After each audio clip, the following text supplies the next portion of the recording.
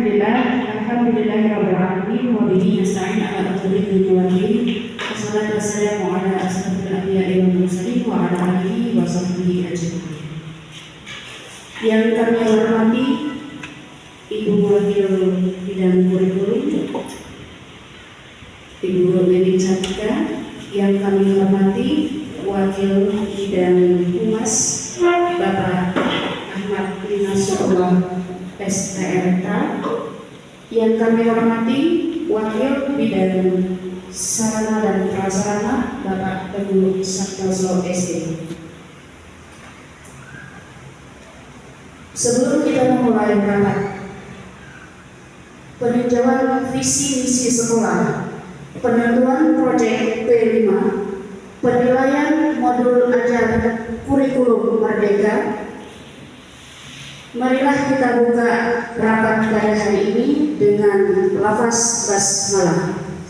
Bismillahirrahmanirrahim. Bapak Ibu yang dirahmati Allah, menginjak acara yang kedua, yaitu sambutan kepala sekolah diwakili Waka Bidang Kurikulum Ibu Leni Cantika SPD yang akan memaparkan tentang sambutan yang akan diwakili oleh Ibu Leni Cantika selaku Wakil Kepala Sekolah Bidang Kurikulum. Kepada Ibu Leni Cantika kami persilakan. Baik, Bapak Ibu, Assalamualaikum warahmatullahi wabarakatuh. Alhamdulillahirabbil alamin, wassalatu wassalamu ala asrofil anbiya'i wal mursalin sayyidina Rasulullah ajma'in, amma ba'du. Yang kami hormati para wakil Kapolri, Dewan Guru, staf. Puji syukur kita panjatkan kepada Allah Subhanahu wa Ta'ala yang tak henti-hentinya memberikan kita rahmat dan karunia sehingga kita dapat berkumpul di ruangan ini, bersilaturahmi, bertatap muka, memenuhi undangan.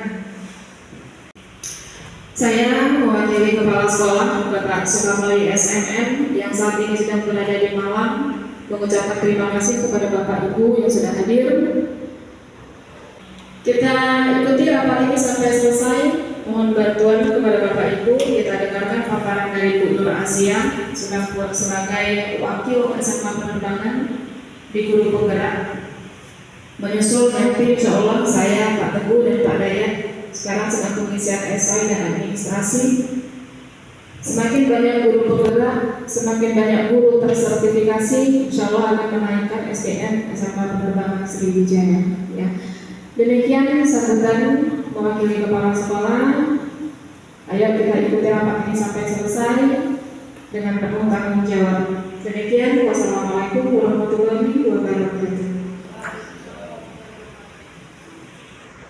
Terima kasih kepada Ibu Leni Cantika yang telah memberikan sambutannya pada pagi hari ini.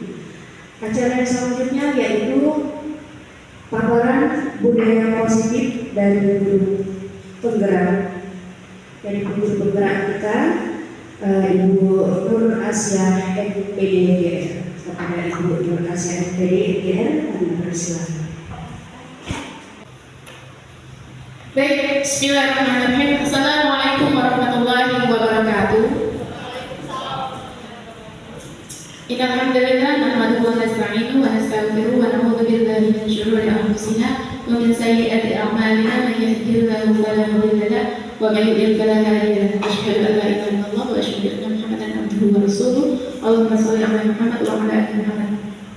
Alhamdulillah, puji dan syukur kita kepada Allah Subhanahu wa Ta'ala karena di pagi acara ini kita masih diberikan nikmat iman, nikmat sehat, nikmat kesempatan, sehingga pada pagi hari ini kita bisa berkumpul untuk mengikuti rangkaian kegiatan kita pada hari ini. Salah satunya adalah diseminasi budaya positif oleh saya, Nur Asia FPDGR, yang merupakan calon guru penggerak Angkatan 8 Kota Palembang dari SMK Penerbangan Sriwijaya. Salam serta salam tak lupa kita junjung pada baginda Muhammad Sallallahu Alaihi Wasallam. Bapak kepala sekolah atau yang diwakili oleh wakil bidang kurikulum dan wakil kesiswaan, kemudian wakil sarana prasarana dan Bapak wakil humas. Bapak Ibu yang kami banggakan, pada hari ini, pada pagi acara ini, izinkan saya untuk mendiseminasikan berbagi pemahaman dan pengalaman tentang budaya positif, di mana ini merupakan aksi nyata kami sebagai guru penggerak untuk mendiseminasikan apa yang sudah didapatkan selama pendidikan.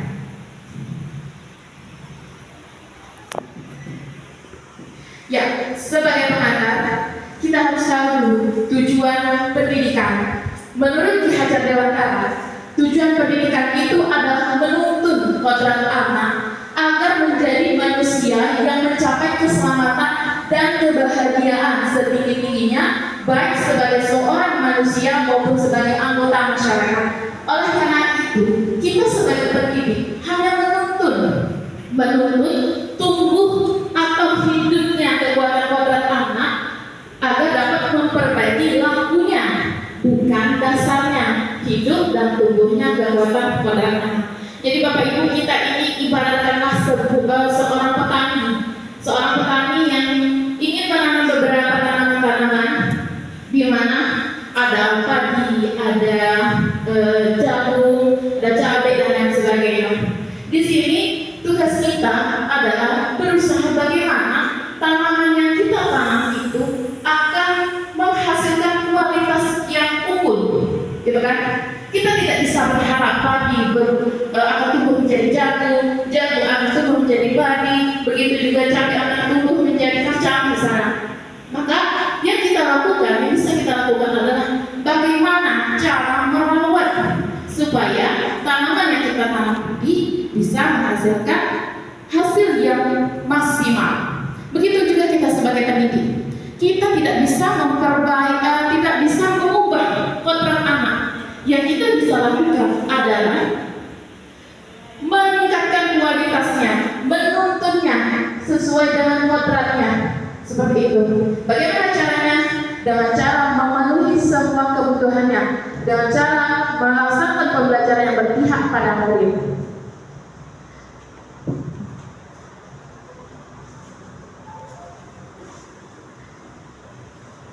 Nah, terkait dengan budaya positif.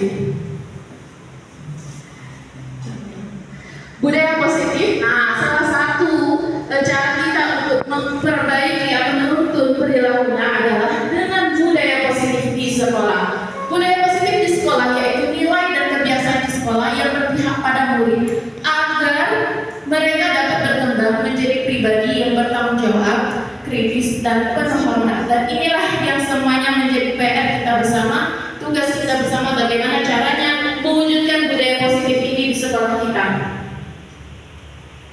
Adapun konsep-konsep inti dari budaya positif ini yang akan saya bahas pada hari ini adalah pertama, perubahan paradigma belajar, kemudian disiplin positif, motivasi perilaku manusia, kebutuhan dasar, posisi kontrol restitusi, keyakinan keras dan segitiga restitusi.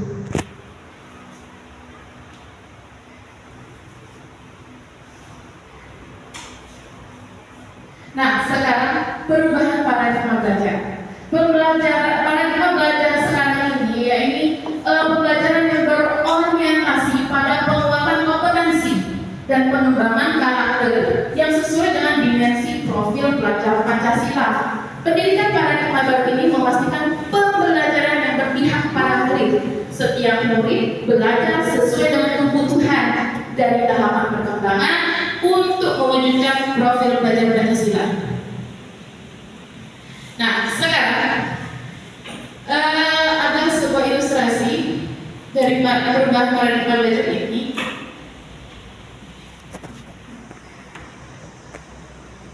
Nah, Bapak Ibu, di sini ada sebuah kegiatan kepala tangan. Ada A dan B. Anggap itu Anda dan teman Anda. Sobekkan secari kertas kecil, tuliskan benda atau sesuatu yang sangat berharga untuk Anda. Letakkan di salah satu tangan Anda dan genggam benda atau sesuatu tersebut dengan segala daya. Buatlah sebuah kepalan dan teman Anda B akan mencoba dengan sekuat tenaga dengan berbagai cara untuk meminta Anda memberikan benda tersebut. B bisa membujuk, mengancam, menghardik, merayu, menyuap, apa saja agar dapat membuka kepalan tangan Anda. Nah, ini boleh coba kita praktekkan. Izin Ibu Wiwin boleh dengan Bunda boleh mempraktekkan. Jadi misalnya Bunda yang memiliki sesuatu di tangannya, ya, kemudian Ibu Wiwin berusaha untuk meminta apa yang ada di tangan Bunda. Kira-kira apa yang terjadi? Apakah Bunda akan memberinya atau tidak? Coba Ibu Wiwin bisa mempraktekkan bagaimana usahanya.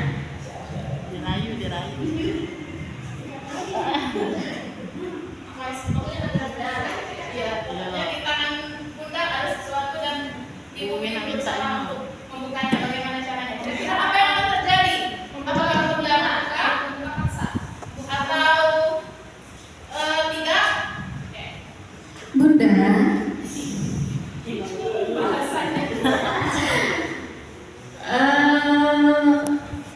ada sesuatu yang bersinar di genggaman buntis. Nampaknya saya tertarik. Bisakah saya memintanya? It's okay.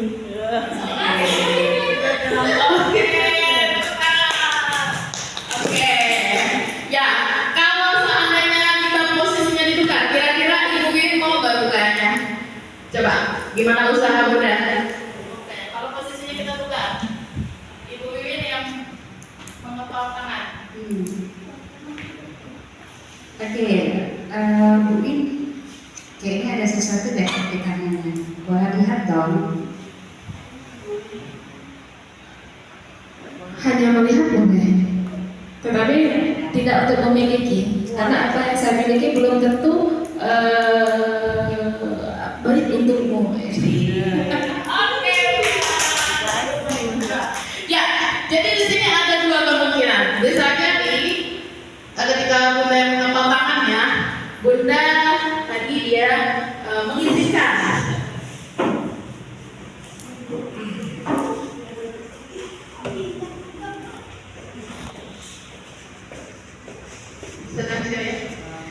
Bisa jadi Bunda tadi mengizinkan, bisa jadi juga tidak mau memberi, ya kan? Nah, inilah ketika kita berusaha untuk tidak memberi tidak membuka seusaha apapun orang untuk berusaha membuka apa yang di kepala tangan kita, maka artinya itu kita berpegang teguh dengan keyakinan kita bahwa kita tidak mau dikontrol oleh orang lain. Dan ketika kita membuka, bukan berarti kita tidak berpegang teguh, artinya kita mengizinkan diri kita untuk dikontrol oleh orang lain. Nah, itulah yang kita lakukan sekarang ini kepada anak didik kita. Kita berusaha merayu, membujuk, memaksa, menghukum supaya apa? Anak untuk kita kontrol. Padahal sebenarnya kita tidak boleh memaksa mengontrol anak, karena setiap anak memiliki apa? Kebutuhannya. Ya, setiap perilaku pasti memiliki tujuan. Nah, dari sini ada perubahan paradigma itu dari teori stimulasi respon menjadi teori kontrol. Ini perubahan paradigma teori kontrol atau teori pilihan ilusi kontrol. Ilusi guru mengontrol murid. Jadi sebenarnya itu adalah kita itu tidak bisa mengontrol murid. Ketika murid mau memilih instruksi kita, artinya dia mengizinkan dirinya untuk dikontrol. Setiap diri kita itu tidak bisa memaksa orang lain untuk melakukan apa yang harus kita inginkan. Kemudian ilusi bahwa kritik dan membuat orang bersalah dapat menguatkan karakter. Nah, ini salah ya. Karena dengan membuat orang merasa bersalah itu sebenarnya membuat seseorang itu menjadi apa ya? Menilai dirinya itu selalu buruk. Jadi ketika kita membuat anak diri kita kita itu merasa bersalah, maka sejatinya kita itu sudah membuat karakter anak itu menjadi dia memandang dirinya itu selalu negatif. Saya jelek, saya sudah melakukan kesalahan seperti itu.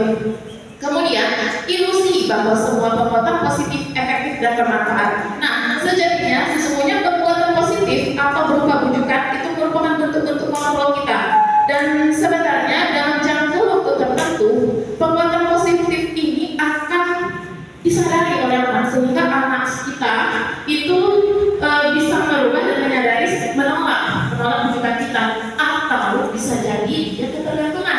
Contoh, kita sering misalnya mengajak anak untuk mengikuti suatu kegiatan. Waktu itu kita mau kegiatan jalan-jalan dengan segala upaya kita supaya anak-anak mengikuti. Ayo nak, ini atau waktu ketika PKL magang di Jogja dan lain sebagainya dengan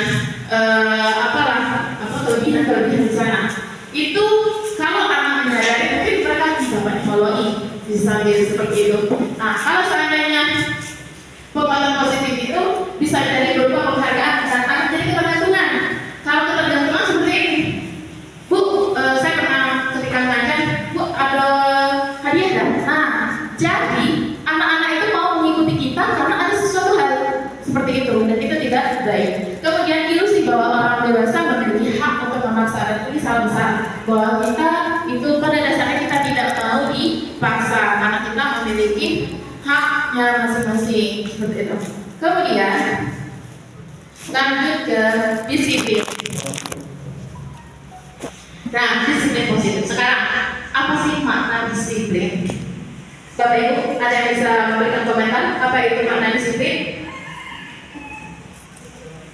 Gimana? Bapak Ibu, ada yang bisa berkomentar apa itu makna disiplin? Coba Ibu lihat. Makna disiplin?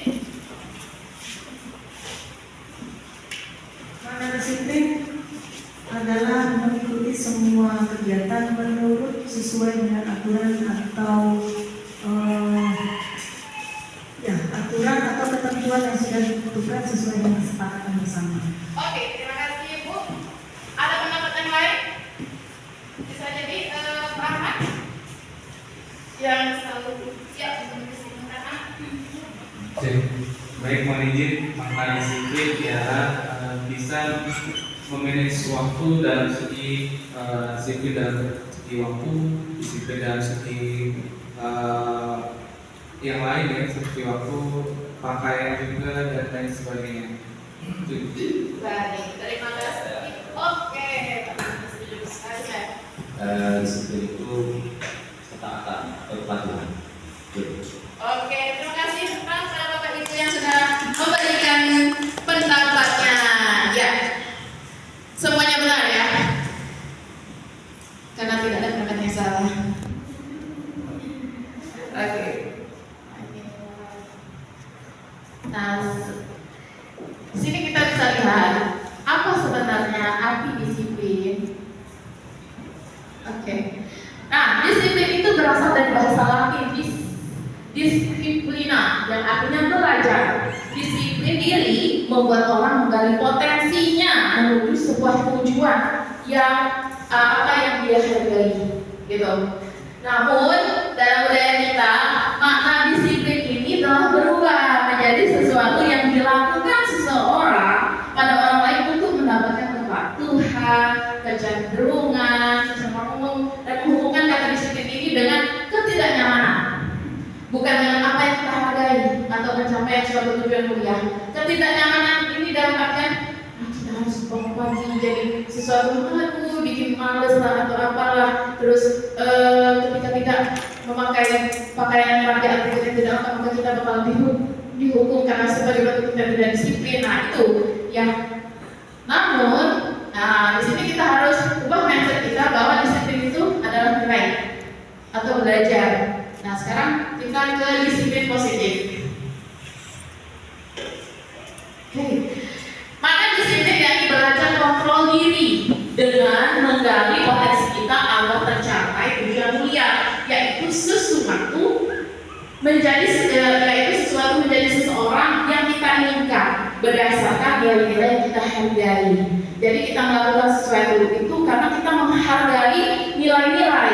bukan karena sesuatu hal yang lain.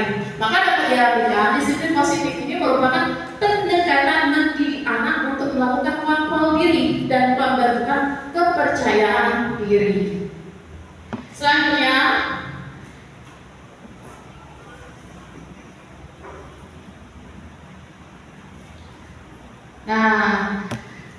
teori motivasi perilaku manusia. Kita tahu bahwa setiap perilaku manusia itu memiliki tujuan. Nah, di sini motivasi itu dibagi menjadi ada 3 ya. Pertama, motivasinya itu untuk menghindari ketidaknyamanan atau hukuman. Di sini ketika kita memiliki motivasi ini, kita beranggapan apa yang akan terjadi apabila kita tidak melakukannya. Kemudian yang kedua, untuk mendapatkan imbalan dari orang lain atau institusi. Nah, ini salah satu kegiatan kita pada hari ini adalah berkaitan tentang kenaikan transport. Nah, ini apakah kita termotivasi karena ini untuk mendapatkan imbalan? Jadi di sini ketika kita termotivasi dari eksternal, apa yang akan saya dapatkan apabila saya melakukannya? Apabila kita termotivasi karena imbalan. Dan yang ketiga itu adalah motivasi karena untuk menghargai diri sendiri. Di sini kita beranggapan ketika kita melakukannya, saya akan menjadi orang yang seperti apa bila saya melakukannya. Nah, untuk yang pertama dan yang kedua ini merupakan motivasi eksternal. Artinya kita termotivasi dari luar. Sedangkan yang ketiga ini merupakan motivasi internal. Artinya motivasi itu tumbuh dari diri kita sendiri. Dan ini merupakan tujuan disiplin positif. Sekarang, bagaimana cara kita untuk mewujudkan disiplin positif tersebut? Nah, dari motivasi internal ini untuk menghargai diri sendiri, artinya saya akan menjadi orang seperti apa bila saya melakukannya. Bagaimana caranya? Hindari hukuman dan penghargaan yang berlebihan agar meminimalisir motivasi eksternal pada siswa. Ya, kita tahu hukuman dan penghargaan itu sebenarnya nilainya sama, ya. Karena penghargaan itu bisa berdampak buruk juga, karena bisa jadi jangka waktunya singkat, kemudian bisa merusak hubungan. Dalam artian, contoh, biasanya dua sahabat ada yang satu, kemudian dia turun kawannya. Jadi karena dari ada penghargaan ranking tersebut membuat anak ini tadi merasa kesal sama anak ini, sama temannya. Padahal misalnya dia nyontek sama saya, kayak gitu kan. Nah, ini bisa merusak hubungan. Dan juga ini sifatnya hanya jangka pendek. Jadi anak akan termotivasi hanya sementara. Nah, sekarang kita akan berlatih terkait hukuman atau konsekuensi. Sebaiknya kita itu memberikan hukuman atau konsekuensi sih. Nah, sekarang tindakan guru mencatat 100 kali di dalam kalimat saya tidak akan terlambat lagi karena terlambat ke sekolah. Kira-kira ini merupakan hukuman atau konsekuensi? Hukuman. Boleh dikasih tahu Ibu apa alasannya?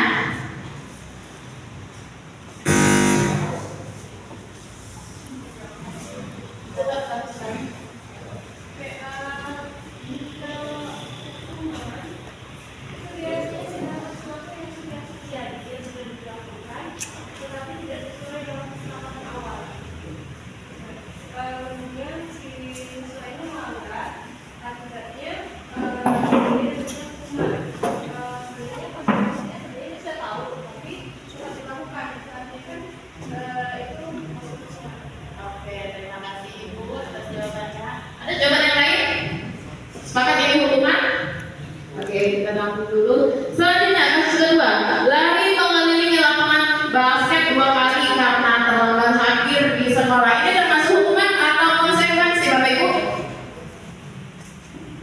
Bagaimana Ibu Hati? Ini termasuk hukuman atau konsekuensi?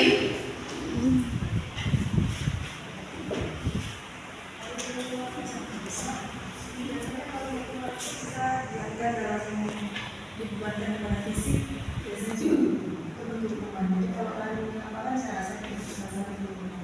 Oke, terima kasih. Selanjutnya, murid diminta untuk push up 15 kali karena tidak menggunakan masker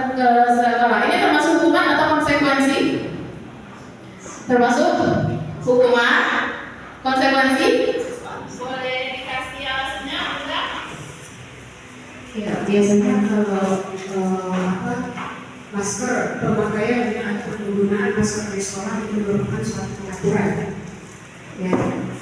Nah, konsekuensi dari murid yang tidak mematuhi aturan, maka konsekuensinya harus diberikan harus sudah maktub ya. Konsekuensinya kalau misalnya siswa yang tidak memakai masker di sekolah, maka konsekuensinya harus push up 15 kali, jadi sudah tertera. Begitu. Kalau hukuman sifatnya apa namanya itu? Mendadak. Oke. Jadi ini termasuk konsekuensi ya Bu ya. Oke. Selanjutnya menggantikan kertas tugas teman yang telah dicoret-coret. Ini termasuk hukuman atau konsekuensi? Konsekuensi. Oke, kita nampung. Kemudian membersihkan tumpahan air di meja tulis karena tersenggol pada saat belajar. Itu termasuk konsekuensi atau hukuman? Konsekuensi. Kemudian murid disuruh untuk mengenakan sepatu seharian di sekolah karena tidak mengenakan sepatu hitam. Termasuk apa Bapak Ibu? Hukuman atau konsekuensi? Murid disuruh untuk mengenakan sepatu seharian di sekolah karena tidak mengenakan sepatu hitam.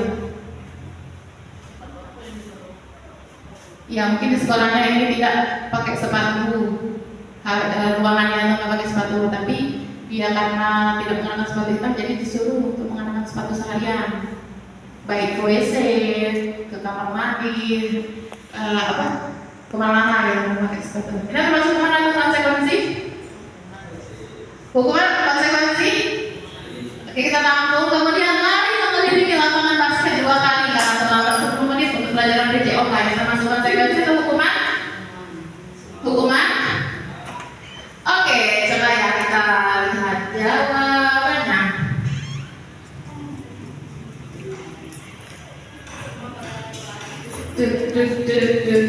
Ya, karena kita sedikit kesulitan membedakan mana hukuman sama konsekuensi. Ya, ini jawabannya. Yang pertama adalah hukuman, yang kedua hukuman, yang ketiga hukuman, yang keempat konsekuensi. Ada yang jawab hukuman? Enggak ada tadi ya konsekuensi semua. Membersihkan tumpahan air tadi merupakan konsekuensi. Murid disuruh untuk tidak itu merupakan hukuman. Lari mengelilingi lapangan itu adalah konsekuensi. Nah, kira-kira kok bisa sih lari? Kan tadi kan ini berkenaan tentang fisik. Kok bisa dikatakan konsekuensi? Ada yang bisa memberi tanggapan?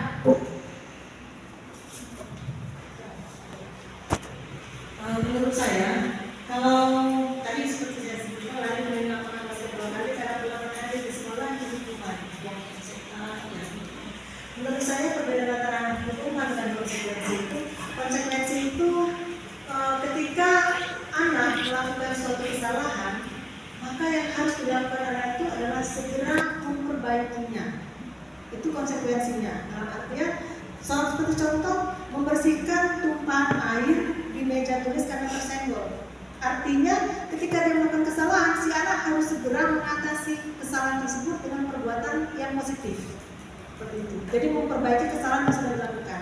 Sementara kalau hukuman seperti lari, karena memang ada aturan yang ditentukan oleh sekolah, keterlambatan itu menjadi suatu bentuk kedisiplinan, sehingga hukuman yang diberikan sudah jelas. Kalau si anak melakukan kesalahan terlambat hadir, maka hukumannya disesuaikan dengan kondisi saat itu. Baik, terima kasih atas jawaban dari Ibu Hermi. Ya, kalau kita lihat ini hukuman mencatat 100 kali di dalam buku kalimatnya saya tidak akan terlambat karena terlambat ke sekolah. Kira-kira ada nggak hubungannya antara terlambat dan mencatat 100 kali? Ada hubungannya nggak?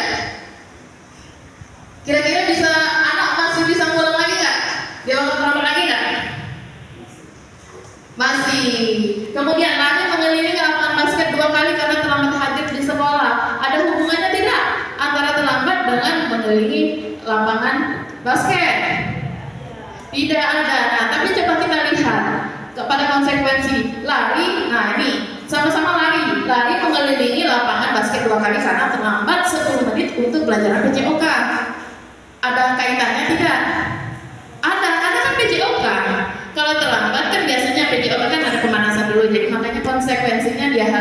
lari dulu kayak gitu. Dan juga lari merupakan untuk olahraga juga kan, gitu kan. Jadi ada konsekuensi itu masih ada hukumannya. Tindakan itu masih ada hukumannya terhadap kesalahan yang diperbuat.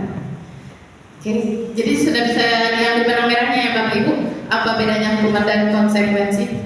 Selanjutnya yaitu perbedaan hukum dan konsekuensi. Kalau hukuman itu sesuatu yang menyakitkan harus terjadi, sedangkan konsekuensi sesuatu yang harus terjadi. Kemudian membuat anak sakit fisik atau hati untuk jangka waktu yang lama. Nah, jadi hukuman ini bisa berakibat dendam jadinya anak-anaknya. Kalau konsekuensi membuat anak merasa tidak nyaman dalam jangka waktu pendek. Jangka waktu pendek saja dia merasa tidak nyaman. Setelahnya dia tidak akan mengulangi lagi. Kemudian anak membenci kedisiplinan. Akibat dari hukuman ini anak tidak benci dengan kedisiplinan di sekolah, misalnya seperti itu. Nah, kalau konsekuensi anak menghargai disiplin. Kemudian kalau hukuman bersifatnya jadi paksaan, sedangkan kalau konsekuensi stimulus dan tanggapan, artinya ada sebab dan akibat. Kemudian mendorong anak menyakiti diri sendiri. Kalau konsekuensi mendorong anak agar mudah menyesuaikan diri. Hukuman konsep diri yang buruk, konsekuensi konsep diri yang baik. Hukuman anak belajar untuk menyembunyikan kesalahan. Sadar tidak Bapak Ibu kalau dengan memberikan hukuman membuat anak itu jadi bohong, ya kan? Daripada aku dihukum mendingan bohong untuk menghindari hukuman. Menyembunyikan kesalahan, sedangkan konsekuensi anak belajar untuk mematuhi peraturan. Kemudian hukuman bisa membuat marah, rasa bersalah, dipermalukan dan rasa tidak dihargai. Sedangkan konsekuensi kehilangan hak, dibuat tidak nyaman, diasingkan untuk sementara. Oke. Jadi mirip lagi ya, beda-beda tipis. Tapi kita bisa melihat benang-benangnya. Kemudian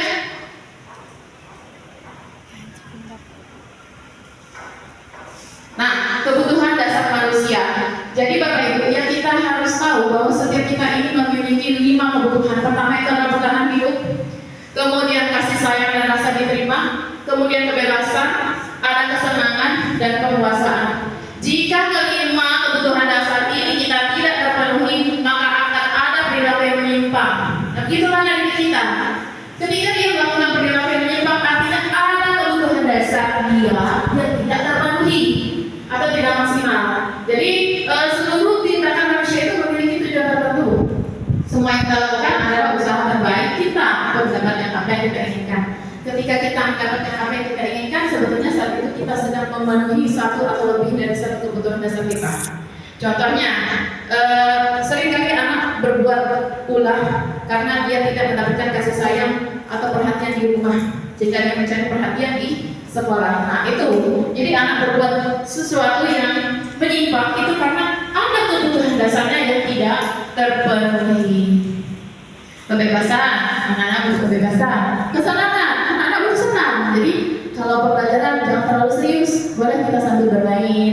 Penguasaan, jadi anak-anak butuh dihargai. Nah sekarang posisi kontrol. Jadi dalam menyikapi suatu permasalahan peserta didik kita, murid-murid kita, itu kita ada 5 posisi kontrol. Pertama kita menghukum, kemudian ada yang membuat merasa bersalah, kemudian kita sebagai teman, kemudian kita sebagai pemantau, dan kemudian kita sebagai manajer. Nah, sebagai manajer ini adalah posisi yang diharapkan dapat diterapkan minimal pemantau agar dapat menghasilkan murid yang bertanggung jawab, mandiri, dan merdeka. Kenapa begitu? Nah, ini kita bisa lihat perbedaan kesemuanya. Kalau penghukum itu apa akibatnya? Nih, penghukum itu bisa guru berbuat menghati, menunjuk-nunjuk, menyakiti, menyindir. Nah, kalau guru perbuatan gurunya, terus perkataan gurunya, kalau kamu tidak melakukannya, awas ya, rasakan seperti itu. Hasilnya siswa bakal memberontak, menyalahkan orang lain lah, berbohong lah. Kemudian kaitannya dengan dunia berkualitas, murid meletakkan guru di luar dunia kualitas. Kemudian murid berkata, biarkan saja, itu juga marah-marah lagi, gitu. Nah, ini akibatnya apa? Dampaknya pada murid ketika kita menghukum, dia akan mengulangi kesalahan. Kemudian pada pembuat rasa bersalah,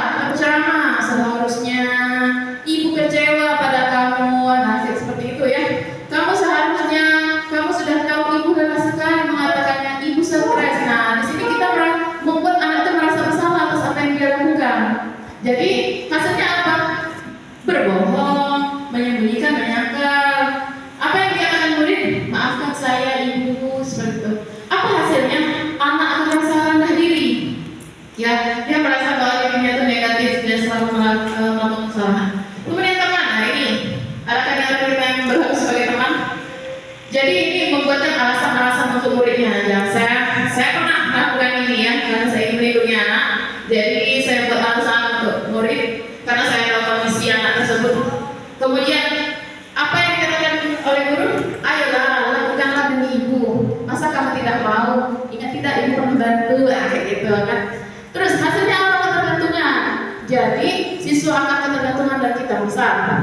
Ketika dia berbuat salah, ngomong baik sama ibu dulu, misalnya kayak gitu. Nah, dia merasa ada backup, gitu kan? Kadang ada temannya di sekolah. Nah sekarang teman tahu, guru berbuat itu dia menghitung dan mengukur.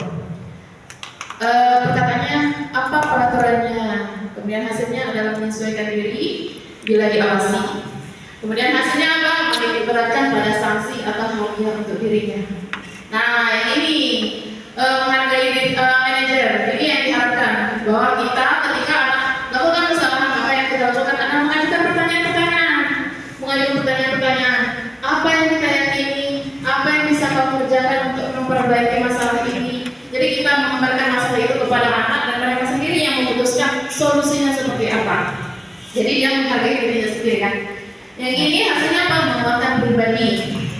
Murid berkata, bagaimana caranya saya bisa memperbaiki keadaan Bu seperti itu. Nampaknya dalam evaluasi diri, bagaimana cara memperbaiki diri.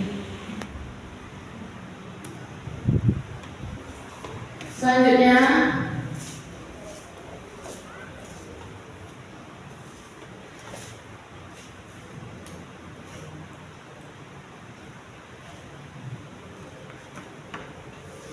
nah, keyakinan keras. Keyakinan keras. Jadi Bapak Ibu, kita pahami dulu tentang keyakinan keras. Keyakinan keras itu adalah nilai-nilai kebaikan universal yang disepakati secara tersirat dan tersurat, lepas dari latar belakang suku, negara, bahasa, maupun agama. Nilai-nilai kebajikan ini menekankan pada keyakinan seseorang akan lebih memotivasi seseorang berdalam. Nah, jadi pertama, ciri-cirinya itu keyakinan keras bersifat lebih abstrak daripada peraturan. Beda dengan peraturan. Kalau peraturan dilarang, jangan, artinya biasanya itu berupa kalimat-kalimat negatif. Tapi kalau keyakinan keras itu berupa pernyataan-pernyataan universal. Artinya dari satu kalimat itu bisa mewakili dari peraturan-peraturan yang lain. Kemudian pernyataan keyakinan keras senantiasa dibuat dalam bentuk positif. Jadi tidak ada kata dilarang atau jangan. Kemudian keyakinan kelas hendaknya tidak terlalu banyak, singkat, padat, jelas, berisi, sehingga mudah diingat dan dipahami oleh semua warga kelas. Keyakinan kelas sebaiknya sesuatu yang dapat diterapkan di lingkungan. Kemudian semua warga kelas hendaknya itu berkontribusi dalam pembuatan keyakinan kelas lewat kegiatan curah pendapat. Artinya keyakinan kelas ini bukan atas dasar keinginan guru, bukan atas dasar guru yang menentukan, tapi ini semua siswa berhak menuliskan apa maunya ketika di kelas, dan itu harus dibuat keyakinan kelas. Kemudian bersedia meninjau kembali keyakinan kelas dari waktu ke waktu. Artinya setelah keyakinan dibuat, ditinjau kembali apakah anak kita sudah melaksanakan keyakinan kelas atau belum.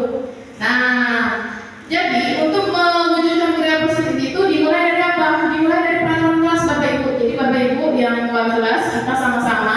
Pertama kita membuat peraturan kelas. Peraturan kelas ini disadur menjadi keyakinan kelas. Apabila keyakinan kelas sudah dibuat dan dipahami dan dilakukan pada anak didik kita, maka akan terciptalah lingkungan yang positif. Ketika sudah secara konsisten dilakukan, maka akan terciptalah budaya positif di sekolah kita. Jadi berawalnya dari mana? Dari kelas kita. Jadi sangat berpengaruh sekali bagi kita sebagai wali kelas untuk membuat keyakinan kelas. Dan diharapkan setelah ini Bapak Ibu bisa membuatkan keyakinan kelasnya di kelas masing-masing. Nah ini penyusunan keyakinan kelas di kelas FM ya, karena kebetulan saya wali kelasnya. Di sini anak-anak saya minta, pertama saya jelaskan dulu tentang keyakinan kelas, kemudian diminta untuk menuliskan, masing-masing menuliskan apa maunya. Kemudian masing-masing menempelkan tuh di papan tulis, dan dari hasil yang dituliskan itu kan banyak. Dibuatlah kalimat-kalimat negatif itu menjadi kalimat positif dan ringkas, di mana kalimat ini mencakup seluruh apa yang disampaikan anak-anak. Disiplin, hadir tepat waktu, itu kesepakatannya. Artinya tidak boleh terlambat, tidak boleh. Disiplin ini bisa jadi pakaiannya harus rapi, lengkap atribut. Kemudian bertanggung jawab mengumpulkan tugas, ketika bersalah meminta maaf, ketika meminjam harus dikembalikan. Menjaga kebersihan. Nah, anak-anak ini menulis ada pakai deodoran. Berarti kalau Efrem ya tahu lah. Efrem itu kadang agak basah kekrek atau bau kekrek gitu ya. Nah, jadi anak-anak itu banyak pakai deodoran. Terus piket, jangan tak piket ditulis anak-anak. Kita buat menjaga kebersihan. Jadi dari menjaga kebersihan ini mencakup semuanya. Jujur. Nah, karena kondisi anak di kelas-kelas Efrem ini sering terjadi kehilangan atau banyak maling katanya. Maka di sini banyak anak-anak menulis jangan maling, kembalikan barang yang bukan punya, gitu kan? Makanya di sini saya buat anak-anak buat kita susun jadi jujur. Saya menghargai dan menghormati orang lain dan barang miliknya. Jadi ada juga yang menuliskan hentikan pembulian. Nah ini yang harus saya telusuri siapa sebenarnya yang jadi korban pembulian di kelas Efrem. Katanya ada satu anak yang sering dibully. Kemudian ketegasan. Nah, di sini anak-anak minta, mohon maaf ya Bapak Ibu, karena anak-anak ini langsung ngomong sama saya, Ibu, kami itu bosan dengan guru-guru yang hanya cuma ngomong gitu, tapi nggak dilakuin. Jadi Ibu bisa nggak? Ibu tuh tegas gitu loh. Saya diajarin di sama murid. Ya udah, ya oke lah kayak gitu kan. Kita ikuti aturan mainnya anak-anak. Jadi kita memang harus tegas. Itu juga anak-anak. Jadi kalau dalam belajar, kalau memang kerja kelompok, ya harus tegas kerja kelompok. Jangan yang satu yang kerja, yang lainnya tidak. Dan itu harus dilaksanakan dan menjadi keyakinan kelas. Nah, kemudian untuk segitiga restitusi. Nah, Bapak Ibu, segitiga restitusi ini adalah sebuah langkah dalam penyelesaian masalah, di mana terdapat 3 sisi. Sisi bawah itu menstabilkan identitas, artinya membuat anak yang merasa gagal karena berbuat salah menjadi positif terhadap dirinya. Jadi ini kita bisa melakukan memberikan pertanyaan-pertanyaan seperti ini. Ketika anak melakukan kesalahan, kita bilang, nah setiap orang pasti memiliki kesalahan. Jadi dia tuh menganggap, oh aman. Jadi dirinya tuh tenang dulu, bukan takut dimarah. Jadi karena gurunya udah bilang, nah setiap orang pasti pernah melakukan kesalahan. Kemudian kamu bukan satu-satunya yang pernah melakukan ini. Jadi kan nambah, anak tenang kan ketika dia dihadapkan satu masalah, tenangin dulu. Karena kalau di posisi kita tenang, maka apa yang akan semuanya itu akan tercurah. Betul tidak Bapak Ibu? Kalau kita kondisi tenang, maka apa yang akan diucapkan itu jujur gitu. Keluar, beda dengan kondisi tegang. Maka pasti anak bakal bohong lah atau apa. Kemudian di sisi sampingnya itu ada validasi tindakan, membantu murid mengenali kebutuhan dasar yang ingin dipenuhinya ketika melakukan kesalahan. Nah, ini biasanya kita mengatakan kamu tentu punya alasan mengapa melakukan itu. Nah, jadi kita tanya nih, kenapa anak itu melakukan kesalahan, misalnya kenapa anak itu terlambat. Terus adakah cara yang lebih efektif untuk mendapatkan apa yang kamu butuhkan? Nah, di sini jadi kita mengembalikan kepada anak lagi. Jadi kan kita yang menentukan solusi, tapi anak-anak sendiri. Kemudian pada sisi yang terakhir itu menanyakan keyakinan. Anak melihat kesalahannya dihubungkan dengan norma sosial dan nilai-nilai yang dasar manusia, berinteraksi dengan orang lain. Ini bisa kita katakan nilai-nilai apa yang kita sepakati. Jadi kemudian kamu ingin menjadi orang yang seperti apa? Jadi kan anak-anak pikir, iya ya, kalau aku terlambat terus jadi apa? Pikirnya seperti itu. Nah ini saya pernah melaksanakan segitiga restitusi ini, dan kebetulan ini memang sudah menjadi tugas membuat skenario. Ada skenario nya, tapi karena kebetulan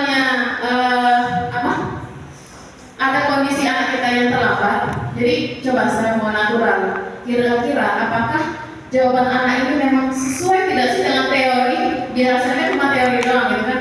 Dan ketika saya melakukan, oh, ada nih. Oh ternyata videonya nggak tampil ya. Ya, saya pernah melakukan seketika restitusi waktu itu dengan Richie. Padahal ini skenario. Awalnya saya hanya membuat skenario, tapi saya coba saya tidak membuat skenario. Artinya memang natural. Saya bertanya sesuai dengan seketika restitusi ini. Kenapa Richie, ibu dengar dari Bunda, katanya kamu terlambat. Iya bu. Kamu tahu tidak jam berapa upacara dimulai? Mau bu? Kenapa kamu terlambat? Siangan bu. Ibu tahu setiap orang pasti memiliki kesalahan. Pernah melakukan kesalahan. Ibu juga pernah terlambat. Jadi mereka merasa ada kesalahan seperti itu kan tenang. Ibu juga terlambat. Tapi yang harus kita pahami itu adalah bagaimana cara memperbaikinya. Kamu pasti punya alasan kan? Kenapa kamu bisa terlambat? Ya bu, anak main game. Main game sambil malam, jadi kesiangan. Terus karena kemarin kami sudah memperlihatkan dengan kelas, kira-kira kelas apa yang kamu langgar? Tidak disiplin bu. Jadi apa solusimu untuk memperbaiki kesalahan ini? Dengan jujur dia jawab, saya tidak akan mengulang lagi bu. Saya akan bangun lebih cepat lagi. Nah, pas terakhir setelah selesai saya tanya responnya, Ci, gimana? Menurut kamu efektif gak kalau ibu tanya kayak gini? Iya bu, efektif ini bu diomongin, jadi bisa berubah. Kalau dihukum, ini katanya apa bisa diulang? Ada videonya tapi tidak bisa saya tampilkan. Dan itu kameranya saya sembunyiin. Kalau hukuman itu bisa diulang, ada yang seperti itu. Oh ternyata tanpa skenario kan, anak memang sesuai gitu ya. Anak-anak memang lebih suka untuk diajak dialog daripada dihukum.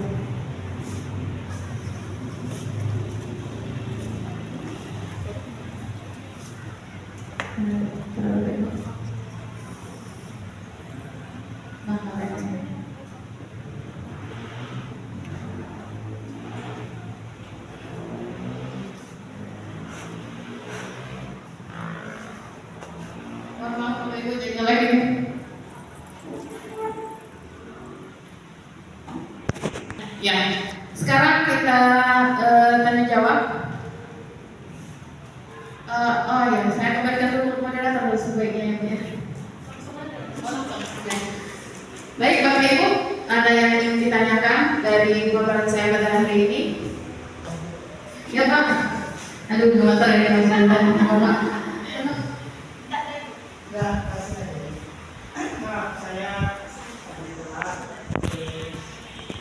Sepotong saya pertama tadi ada aturan ya, kemudian sanksi, hukuman, dan ada reward. Ya Pak. Bagaimana menerapkan sanksi ini terhadap aturan yang sudah kita buat? Apakah aturan itu menjadi tidak diterapkan, tapi kita sudah buat, gitu ya, sudah dibuat, apakah kita terapkan? Sebaliknya, anak berprestasi bagus, ya. Tadi jangan terlalu Berlebihan ya. Terus potong-potong, jadi tidak ikut sama. Oke, saya setuju apapun yang terjadi jadi tidak bagus ya. Nah, tapi itu tadi kan, peraturan yang sudah dibuat apakah diterapkan atau bagaimana cara menerapkannya? Oke. Itu aja dulu. Terima kasih Bapak. Aduh, ini agak berat ini. Saya takut salah. Ya, sejujurnya menerapkan budaya positif ini bukan hanya tanggung jawab seseorang saja, tapi sudah tanggung jawab kita bersama. Dan ketika saya memaparkan ini, bukan berarti saya jadi beneran, akhirnya teman-teman salah langsung saya gitu. Jadi belajar bersama-sama. Baik, Bapak Ibu, ada yang ingin mencoba menjawab pertanyaan dari Pak Nasir? Kira-kira setelah dari materi yang saya sampaikan ini, kata Pak Nasir, peraturan-peraturan yang sudah kita buat, kira-kira apakah diterapkan atau tidak? Bagaimana Bapak Ibu, ada yang ingin mencoba menjawab? Pak Teguh gimana?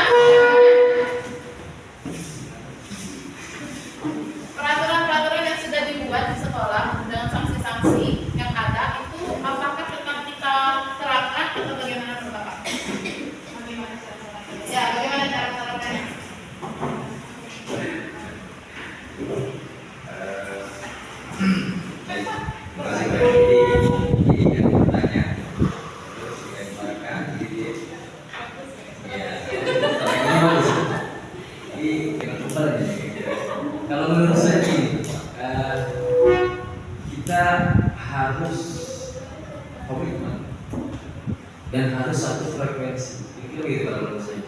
Jadi kalau memang kita kompak, ya kalau memang kita kompak antara pemegang kebijakan kemudian para pelaksana kita kompak, kita terapkan sama-sama. Jadi satu kita ngomongnya terlambat, nanti kata guru A terlambat ini hukumannya, kata guru B terlambat ini. Jadi mereka sama semua gitu kan. Berarti kita satu frekuensi. Kalau menurut saya apa yang sudah dituangkan dalam kesepakatan musyawarah itu harus kita laksanakan. Asal kita sama-sama. Oke, Saya penasaran bagaimana adanya jasanya terhadap siswa nih. Bagaimana coba menurut Ibu dan kita rangkum gitu ya? Terima kasih Bu Nur atas kesempatannya. Mungkin apa yang dipaparkan Ibu Nur tadi tentang budaya positif, itu seyogianya kalau dalam ilmu psikologis, ya ilmu apa namanya tuh psikolog, itu kita harus face to face dulu dengan anak. Itulah face to face-nya tadi apa yang setelah dipaparkan Ibu Nur, ya. Namun dalam satu instansi hukuman atau sanksi itu tetap harus diadakan supaya hukuman dan atau sanksi itu merupakan rem. Kalau ibarat kata mobil itu adalah rem supaya orang-orang yang ada di dalam satu institusi itu tidak keluar dari jalur yang telah ditetapkan. Hukuman ataupun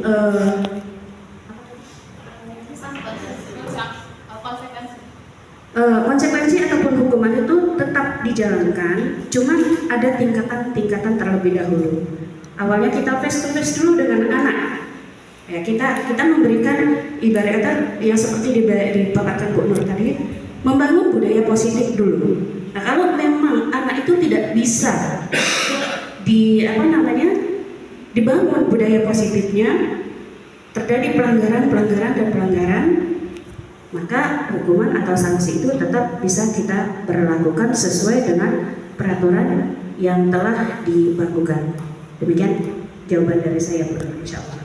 Baik, terima kasih kepada Bapak Ibu yang sudah membantu menjawab. Nah, di sini Pak, kalau saya izin menjawab, pertama mungkin setelah mempelajari ini kita kaji ulang, apakah sanksi yang kita berikan itu sesuai dengan kesalahan yang diperbuat, seperti itu. Seperti tadi ya, lari di lapangan basket 2 kali tidak terlambat. Kira-kira ada nggak hubungannya antara lari dan terlambat, seperti itu. Kemudian terlambat menuliskan 100 kali ke dalam buku, saya tidak terlambat. Apakah ada hubungannya? Nah itu jadi kita kaji ulang. Menurut saya kita Pak ya, kira-kira sesuai tidak sanksi yang kita berikan dengan kesalahan yang diperbuat. Kemudian tadi ada materi saya tadi untuk mewujudkan budaya positif. Untuk mewujudkan budaya positif dalam diagram di kanan tadi, langkah pertama itu apa? Kita membuat peraturan dulu.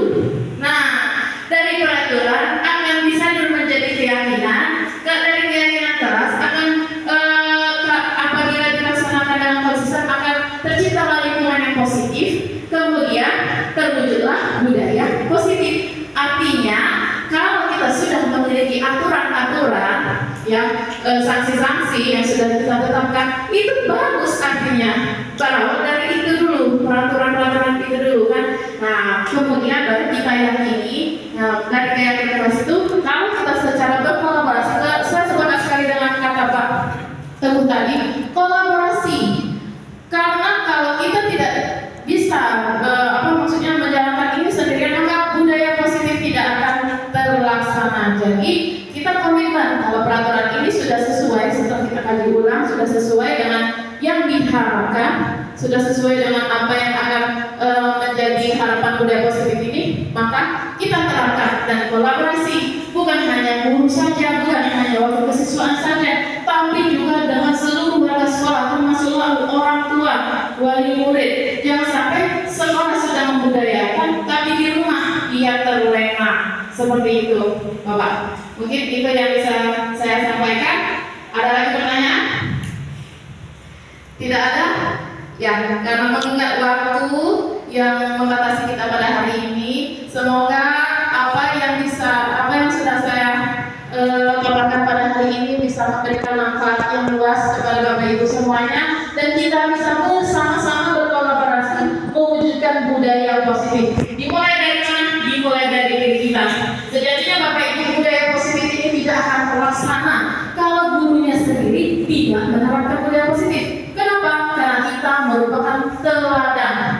Nah, mungkin akan berkaitan juga dengan tentang kenaikan ini. Apakah kita kembalikan diri kita? Apakah dengan naik gaji maka kita termotivasi? Atau karena kita menghargai diri kita sebagai guru, kita ingin menjadi teladan bagi anak kita, maka kita tidak terlambat. Mungkin itu saja yang dapat saya sampaikan. Dan ada satu lagi, harapannya setiap kelas memiliki keyakinan kelas. Yang karena salah satu setelah budaya pemaparan ini, Bapak Ibu, kita semuanya bisa melaksanakan apa yang diinginkan dari guru sendiri. Terima kasih. Sekali lagi saya ucapkan atas kehadiran Bapak Ibu. Wassalamualaikum warahmatullahi wabarakatuh. Wassalamualaikum warahmatullahi wabarakatuh. Ya, terima kasih kepada Ibu Nur Asia yang telah memaparkan tentang apa itu budaya positif. Sebelum kita mulai acara saja, kita beri aplaus dulu buat Ibu Nur Asia. Terima kasih Bu Nur atas pencerahannya. Mudah-mudahan kita bisa berkolaborasi menerapkan apa itu budaya positif.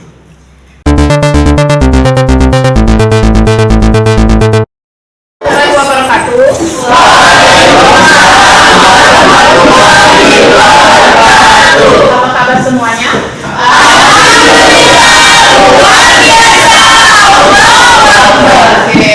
Hari ini adalah hari pertama kita masuk sekolah setelah 1 tahun pelajaran yang berlalu ya. Artinya hari ini adalah tahun pelajaran baru dimulai. Ibu berharap tahun ini harus lebih baik dari tahun kemarin, karena kalau kita lebih baik dari tahun kemarin berarti kita orang yang beruntung. Kalau kita sama dengan tahun kemarin berarti kita orang yang rugi. Kalau kita lebih buruk dari tahun kemarin, tahun ini lebih buruk dari tahun kemarin, maka kita termasuk orang yang celaka. Ya, nak ya.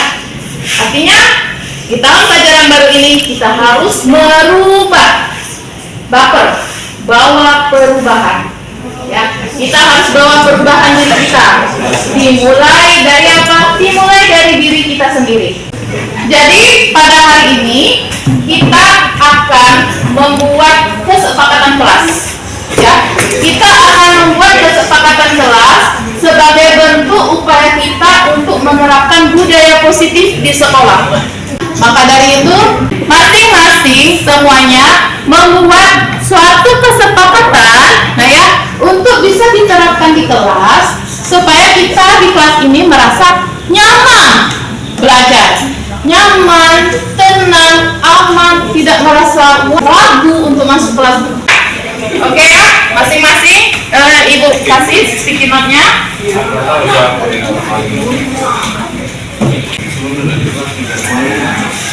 Silakan ditulis siapkan.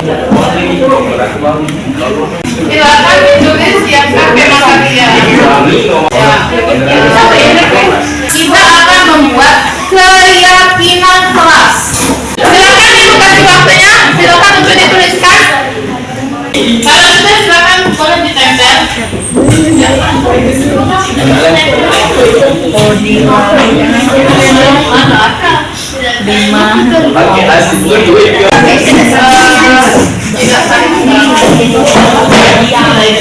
Kalau sudah boleh ditempel.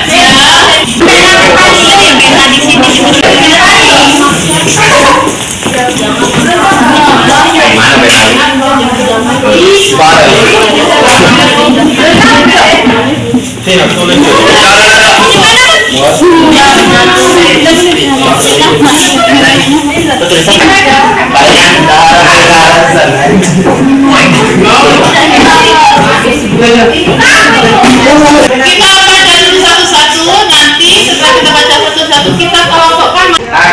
Sebagai penyanyi sesama, jangan berbicara dengan memaksa jika teman tidak ingin meminjamkan, jika mau beli sendiri. Dilarang maling, tidak boleh maling, wajib memakai reksona. Dilarang makan di kelas, tidak mengambil barang yang bukan miliknya. Jangan memaksa jika pemilik barang tidak mau. Tidak ada bully, guru harus lebih tegas. Guru harus menghukum yang melakukan bully terhadap murid. Hukum dan panggil ortu pelaku. Dilarang mencuri. Saling menjaga barang ya, saling menjaga barang masing-masing.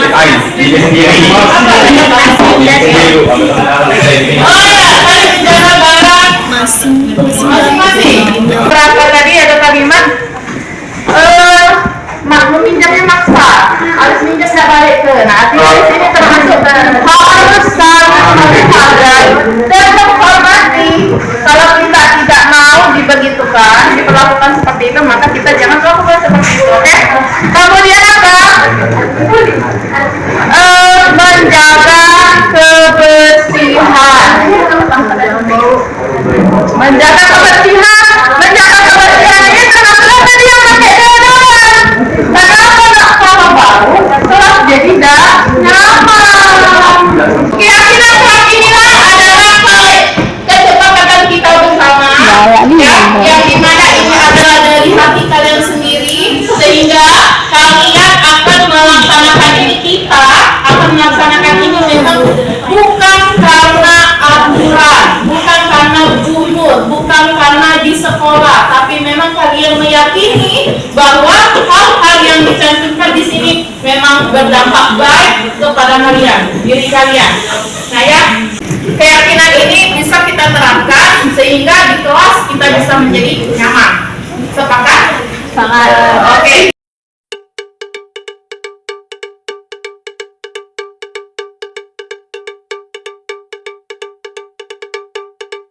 Assalamualaikum warahmatullahi wabarakatuh. Saya dari Taruna Cikora Jamego dari kelas 11 iPrim. Saya mengambil kesimpulan dari keyakinan kelas ini. Saya dengan keyakinan kelas ini, kelas lebih maju, lebih disiplin, lebih terkontrol. Dari mengambil kesimpulan ini, saya lebih yakin, saya lebih giat belajar, dan saya lebih tekun belajar. Terima kasih kepada Ibu Nur Asia SKMPPWR yang barusan tadi sudah menyelesaikan kegiatan diseminasi bersama kami para guru SMK Pengembangan Sriwijaya Palembang, dan alhamdulillah sebagai refleksi bagi Ibu Nur Asia, kami sendiri sebagai para guru akan berusaha sepenuhnya bagaimana memperbaiki ke dalamnya kegiatan-kegiatan terutama berkaitan dengan motivasi terhadap siswa untuk menjadi jauh lebih baik lagi dengan memberikan keyakinan kepada para siswa di kelas. Jadi sekali lagi kami mengucapkan terima kasih yang sebanyak-banyaknya kepada Ibu Nur Asia PDGR yang bisa banyak memberikan motivasi dan juga dukungan kepada kami semua sebagai tim guru di sini. Terima kasih banyak.